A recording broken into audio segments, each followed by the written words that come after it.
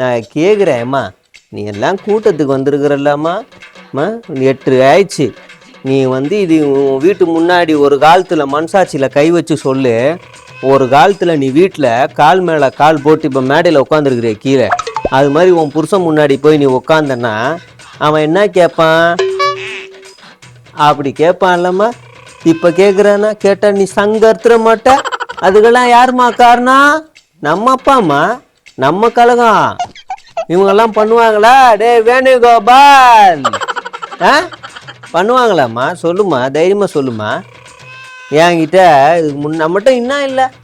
இந்த மீடியாலாம் இருக்குது, நம்ம பசங்க தான் என்ன பண்ணுவாங்க, நான் பேசுனதை நடுவில் கட் பண்ணி போட்டுருவாங்க. அட அம்மால வேணுகோபால் அப்படிங்கிற மட்டும் கட் பண்ணி போட்டுறாங்கம்மா. ஹிந்தியில் நடுவில் கட் பண்ணால் அது கரெக்டாக போயிடும். தமிழில் அப்படி இல்லை, முழுசாக பார்த்தா தான் புரியும். புரியுதுங்களா? கட் பண்ணி போட்டுறாங்க. நம்மகிட்ட இன்னும் இல்லை. நான் பிள்ளைங்கள்லாம் இருக்குது, நல்லா இருக்குது.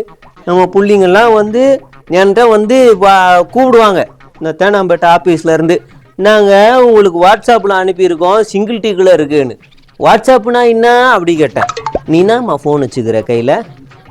நல்லா கரெக்டாக சொல்லு. அந்த அம்மா சொல்லிச்சு பார், தடவர ஃபோன். அதுக்கு முன்னாடி என்கிட்ட அமுக்கிற ஃபோன் தான் இருந்துச்சு. தேனாம்பேட்டை ஆஃபீஸில் இருந்தால் எனக்கு அந்த ஃபோனே வந்துச்சு. அப்புறம் தான் வாட்ஸ்அப்பு நான் ஓப்பனே பண்ணேன்.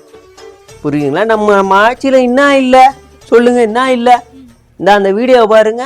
சிதம்பரத்தில் கஞ்சா விற்பனை செய்ய சொல்லி அரசு கல்லூரி மாணவர்களை ஒரு கும்பல் கடுமையாக தாக்கும் காட்சி இணையத்தில் வைரலாகி வருகிறது. ஸ்கூல் பசங்கிட்ட கஞ்சா கொடுத்து விற்க சொல்லி அடிக்கிறான். இதை விட பிரமாதம் எங்க இருக்கும்?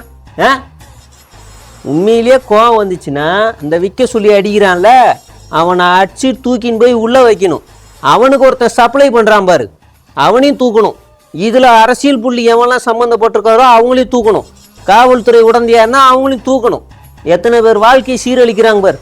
கஞ்சா விற்கிறது மட்டும் இல்லாமல் விற்க சொல்லி வேற சொல்கிறாங்க. இப்படி ஒரு பொண்ணான ஆட்சியை பார்த்தது உண்டாமா?